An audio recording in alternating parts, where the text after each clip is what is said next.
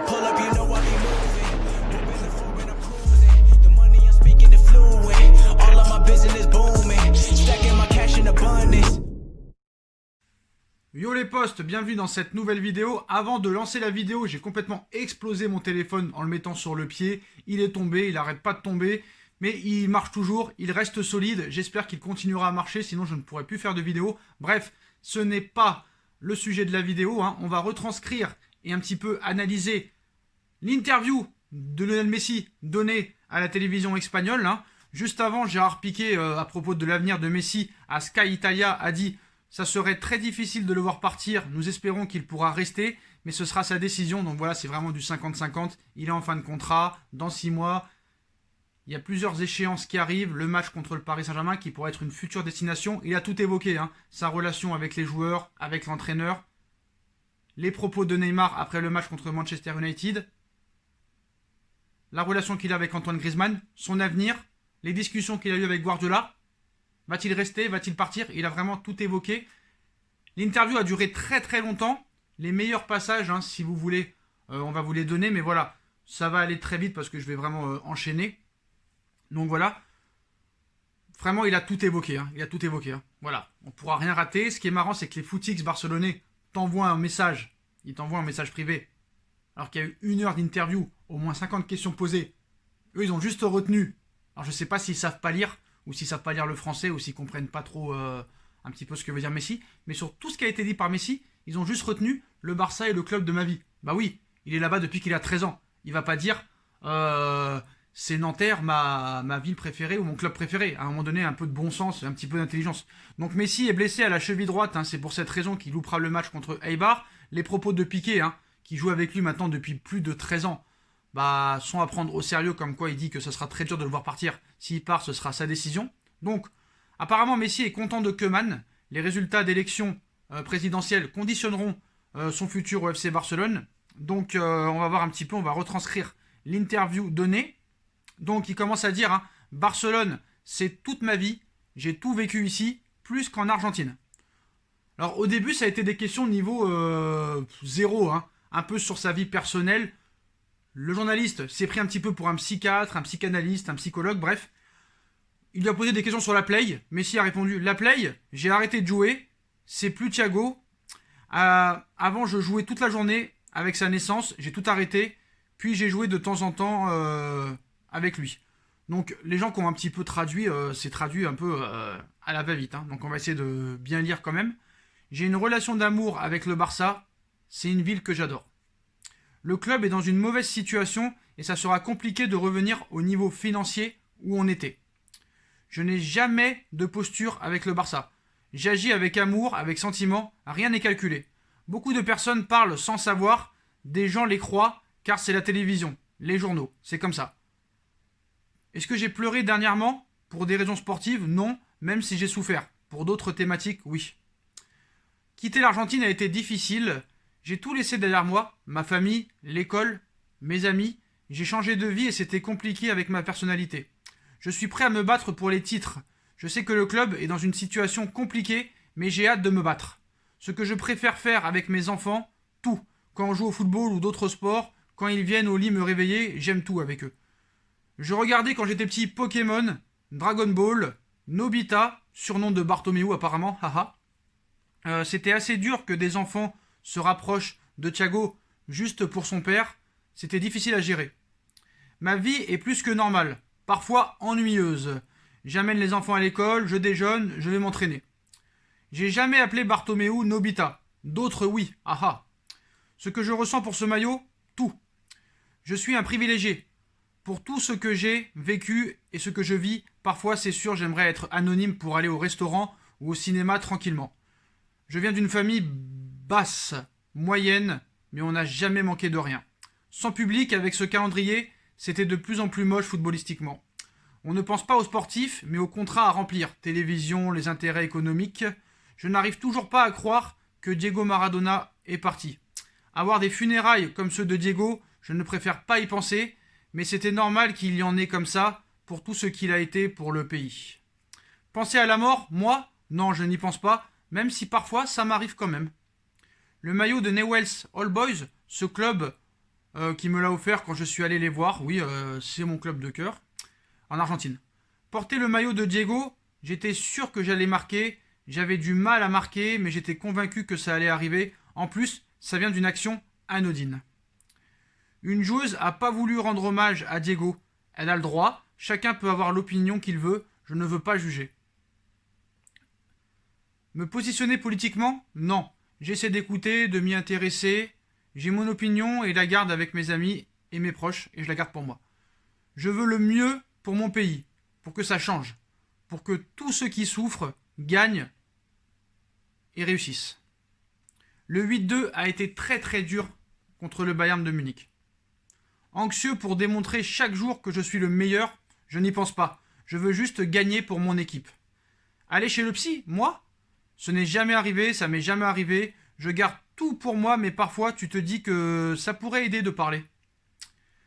Le burofax cet été, je voulais le formaliser, le rendre officiel. Les 6 derniers mois, je disais souvent au président que je voulais partir. Il ne voulait pas m'écouter. J'aime mon club, ma ville, j'ai tout donné et le club aussi.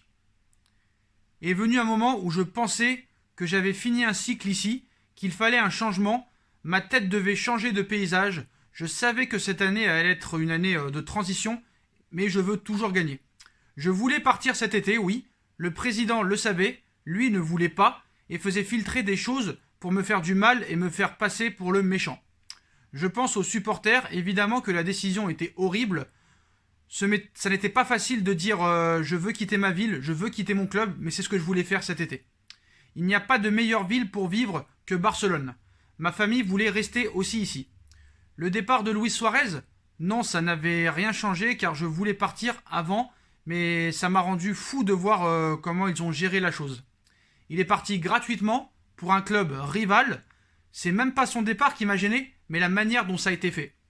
Bartomeu m'a tellement trompé 2 fois, je ne pourrais pas vous dire ce qui a été promis, mais énormément de fois il m'a menti sur différentes années. Si on allait en procès, je gagnais contre le club, mais je ne pouvais pas attaquer mon propre club, ça m'était impossible. Oui, avec Pep Guardiola, on avait parlé, comment ça se passait à City pour lui, etc. On n'a pas parlé du fait que je pouvais revenir. Lucho et Pep sont les meilleurs que j'ai eus footballistiquement, tactiquement. Je décide dans le vestiaire, moi, ça fait des années qu'ils le disent, même à la sélection, que mes amis jouaient, ça me gêne. Les gens y croient en plus, comme si j'allais décider qui il fallait signer, qui il fallait recruter. C'est tellement loin de la réalité et de la vérité. Avec Koeman, on est revenu à du sérieux, à une idée très claire. Il fait du bon travail, je l'ai dit. Il y a des jeunes, mais l'équipe est en train de grandir. Busquets qui dit qu'il aurait voulu Messi, qu'il aurait voulu vendu... Non, attendez. Busquets qui dit qu'il aurait vendu Messi. Ça sert à rien d'en parler, c'est du passé. C'est un intérimaire, il a rien à faire. Oula, c'est chaud. Les socios, oui, j'en suis sûr. Oui, j'en suis sûr. À voter, je ne sais pas. Je sais pas ce que ça veut dire. Je préfère ne pas me positionner avec un candidat, car on va dire que je dirige tout au club. Le président fera face à une situation difficile. Ça sera difficile, mais j'espère que celui qui gagnera fera de bonnes choses. Aucun candidat m'a appelé. C'est normal qu'on ne m'ait pas appelé. Il faut déjà gagner pour ensuite parler. Si un candidat me dit que Xavi sera coach, est-ce que je resterai? On verra bien. Faut qu'on termine la saison et en juin, je verrai. Je ne sais pas du tout ce que je vais faire. Je ne sais toujours pas. Si on me promet Neymar, je reste? Il faut avoir des joueurs pour lutter pour tous les titres, mais il faut l'argent et les salaires, et on n'en a pas. Ça sera difficile pour le président. Il faudra qu'il soit intelligent, qu'il ordonne tout et fasse beaucoup de changements. Parce que de l'argent, il n'y en a plus. Les propos de Neymar après Manchester? Je ne sais pas. Il faudrait lui demander pourquoi il a dit ça. On a toujours notre groupe WhatsApp, la MSN. On parle tous les jours avec Ney. Le dernier message était sur les tirages au sort. On n'y croyait pas. On ne voulait pas jouer contre Paris car on est dans notre meilleur moment, mais il faudra nous respecter pour notre histoire. Mon meilleur ami dans le vestiaire, ceux que je connais depuis longtemps. Griezmann, la relation est bonne, il ne faut pas croire ce qu'il disait. Antoine, on a parlé ensemble, la relation est bonne, on boit du maté ensemble dans le vestiaire et les voyages. Je ne sais pas où j'irai la saison prochaine. J'attendrai la fin de la saison pour prendre ma décision. Je sais que les supporters veulent que je reste. Je sais qu'il y a des gens qui ne pensent pas à mon départ. Cela, mais je ferai le mieux pour le club et pour moi-même. J'ai toujours voulu vivre aux États-Unis, mais on verra si ça arrivera un jour. Mais je serai toujours lié au Barça. Ensuite, je reviendrai vivre à Barcelone si je joue en MLS un jour. Alors, est-ce que ça veut dire quelque chose? Je ne pense pas au futur pour l'instant. Ça ne serait pas bon pour le club. Je ne sais même pas moi-même ce que je vais faire pour mon avenir. Je ne serai pas coach, mais je serai en lien avec le football. Peut-être directeur sportif. Donc voilà tout un petit peu ce qui a été dit de Messi pour son avenir. Donc il ne dit pas qu'il va partir. Il ne dit pas qu'il va rester. Il y a eu beaucoup de questions quand même qui ont été posées sur son départ. Et franchement, à l'heure où on vous parle, on est plus proche d'un départ qu'une prolongation de contrat. Voilà, dire la vérité. Alors, est-ce que ça va être pour Manchester City? Est-ce que ça va être pour le Paris Saint-Germain? Apparemment, les deux clubs qui sont enclins et qui sont intéressés à le faire venir, il sera libre de tout contrat, même s'il y aura une prime à la signature et un salaire assez conséquent. Alors, peut-être qu'il a dit quelque chose d'intéressant. Il aimerait jouer aux États-Unis et en MLS. Il ne faut pas oublier que, si je ne me trompe pas, Manchester City est associé à un club de MLS. Et on avait parlé d'un contrat l'été dernier qui le ferait jouer 2 ans à Manchester City, puis 2 ans en MLS avant de finir sa carrière. Alors, est-ce que c'est un signe qu'il ait plus envie de jouer à City qu'au Paris Saint-Germain?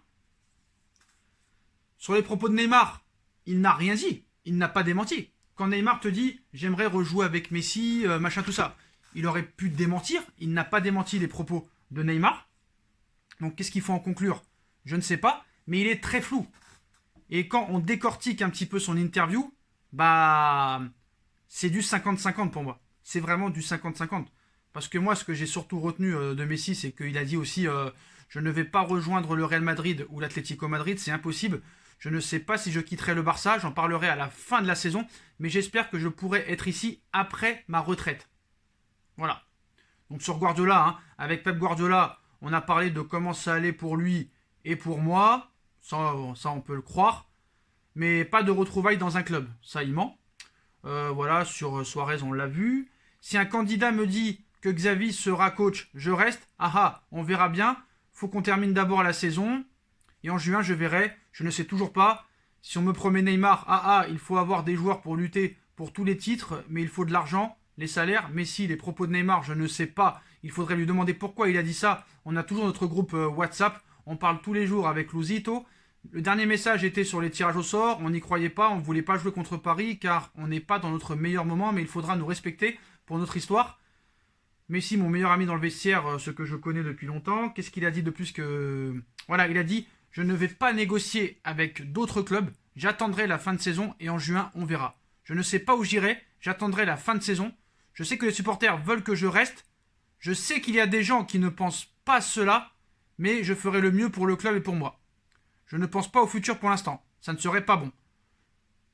Je ne sais même pas moi-même ce que je ferai. J'ai toujours voulu vivre aux États-Unis, mais on verra si ça arrivera un jour. Mais je serai toujours lié au Barça ensuite. Je reviendrai vivre à Barcelone si je joue en MLS. Voilà.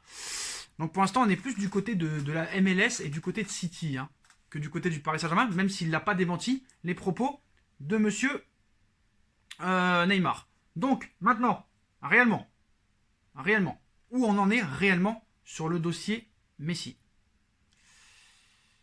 Là, on donnait l'interview. On a dit l'interview.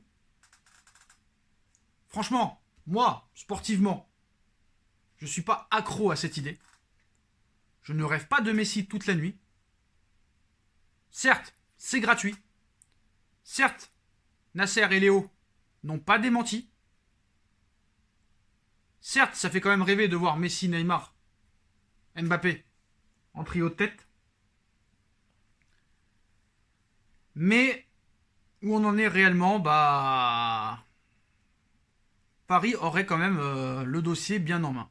Le dossier bien en main. Et bien sûr, qu'est-ce qui me permet de dire ça? Et bien très sérieusement, les postos.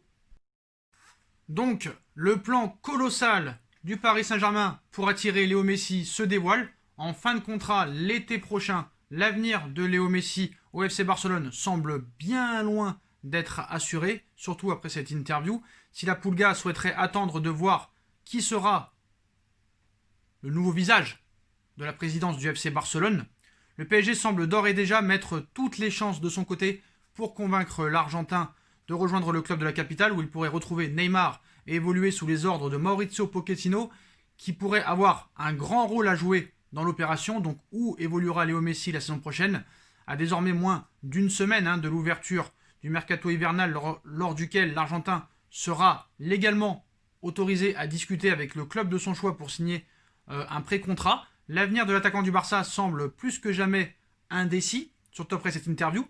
Si Neymar a multiplié les appels du pied ces dernières semaines afin de convaincre la Pulga de venir au PSG pour reformer le mythique duo du FC Barcelone, Léo Messi souhaiterait attendre de voir qui sera le prochain président du club culé afin de décider ou non de poursuivre l'aventure avec le Barça. Favori des élections et ancien président du FC Barcelone entre 2003 et 2010, Joan Laporta a notamment récemment affirmé avoir la confiance de Léo Messi en citant « J'ai un avantage comparatif sur le reste des candidats, la confiance de Léo, il sait que tout ce que je lui ai dit, je l'ai toujours accompli, il me l'a fait savoir. Toutefois, si l'éventuelle élection de Joan Laporta à la tête du Barça le 24 janvier prochain pourrait perturber peut-être les plans du Paris Saint-Germain de Leonardo, de la Serre et de Doha, les deux hommes forts du PSG préparent également un plan colossal pour convaincre la Pulga de rallier la capitale parisienne. Déjà, Mauricio Pochettino au cœur d'un plan colossal pour Léo Messi, auteur d'un début de saison en demi-teinte, en entretenant des relations exécrables avec Leonardo depuis plusieurs mois. Tuchel a été licencié au lendemain de la grosse victoire contre Strasbourg. Son successeur Pochettino est maintenant entraîneur du Paris Saint-Germain. Et la nomination de Mauricio Pochettino à la tête du PSG pourrait en effet être au cœur du plan colossal pour attirer Léo Messi. Selon les informations d'Alfredo Martinez, le PSG compterait sur le technicien argentin pour convaincre Lionel Messi de rejoindre la capitale l'été prochain, même si rien n'est fait à l'heure actuelle, alors que El Confidencial a annoncé récemment que Leonardo va finaliser et bientôt officialiser la prolongation de Neymar pour une prolongation de contrat. Les planètes semblent s'aligner pour une arrivée de la Pulga, la star brésilienne ayant apparemment fixé le recrutement de son ancien coéquipier du Barça comme une condition pour qu'il prolonge son contrat. Toutefois, l'avenir de Léo Messi est encore très loin d'être fixé et la Pulga pourrait avoir 3 choix possibles lors des prochains mois. Le PSG, City, le FC Barcelone ou peut-être la MLS. Voilà, outre le PSG, City surveille également la situation de Léo Messi, annoncé proche des Citizens, soi-disant cet été. La Pulga n'aurait pas oublié l'opportunité d'évoluer en Première Ligue, mais surtout de rejouer sous les ordres de Pep Guardiola, alors qu'il a récemment fait l'éloge de son ancien entraîneur, où il dit « Pep a quelque chose de spécial, il vous fait voir les choses d'une seule façon, comment il a préparé les matchs défensivement, comment attaquer, il vous a dit exactement où se trouvait le match, comment vous deviez attaquer pour gagner.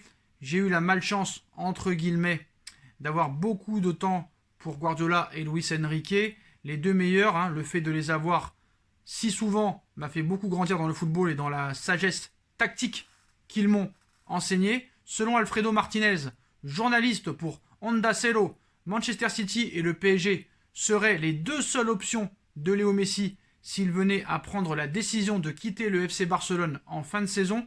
Reste à savoir quel sera le choix de la Pulga entre retrouver Neymar au Paris Saint-Germain et Pep Guardiola à City ou de rester au FC Barcelone si le projet du nouveau président le convainc. Dans tous les cas, Manchester City préparait également un plan colossal comme le PSG pour attirer la Pulga et pourrait même passer à l'offensive dès janvier. Selon les récentes informations de The Athletic, le PSG a ainsi un concurrent de taille, mais pourra compter sur l'influence de Mauricio Pochettino et Neymar pour tenter de convaincre Léo Messi. Et ce qu'il faut savoir, Manchester City, Paris Saint-Germain, d'un côté le Qatar, de l'autre côté les Émirats Arabes Unis, l'Arabie Saoudite. Il va y avoir une guerre et on sait qu'il y a aussi... C'est une pure affaire d'ego. C'est une pure affaire d'ego. C'est le Qatar contre l'Arabie Saoudite. C'est géopolitique. Et on sait que le gagnant dans cette histoire gagnera un petit peu la guerre psychologique. D'ailleurs, à Paris, on veut absolument À Doha, on veut absolument que Paris gagne la Ligue des Champions avant City. Et à City, on veut absolument que City gagne la Ligue des Champions avant Paris. C'est une pure affaire d'ego. C'est une guerre géopolitique. Et ça compte beaucoup. Et on sait que Doha a l'avantage d'organiser la Coupe du Monde en 2022. En tout cas, Doha, ville du Qatar, le Qatar a l'avantage de organiser la Coupe du Monde en 2022. Et ça pourrait être peut-être, on va dire, une bonne chose de leur côté pour attirer Messi, qui pourrait être ambassadeur aussi du Qatar en 2022. Voilà les postos, vous avez toute l'interview en intégralité de Léo Messi, son avenir, ses relations dans le vestiaire, ses relations avec Neymar, ses relations avec Guardiola, vous avez tous les postos. Dites-moi en commentaire ce que vous en pensez, je compte sur vous pour bombarder la barre de like. On like, on partage, on commente, on s'abonne, on active la petite cloche pour être tenu au courant des vidéos qui vont sortir. Venez me rejoindre en masse sur SB Foot News sur Insta pour être au courant 24h sur 24, 7 jours sur 7 de l'actu foot ainsi que le mercato. No feeling, vidéo aujourd'hui ou demain normalement. Voilà les postos et il y a la cagnotte Paypal, la cagnotte Paypal qui est toujours disponible en lien en description. D'ailleurs je remercie les 3 dons qui ont été faits ces 3 derniers jours. Je vous en remercie grandement les postos. Voilà, je vous souhaite à tous une bonne continuation. Prenez soin de vous et à très vite pour une nouvelle vidéo les postos. Tchuss.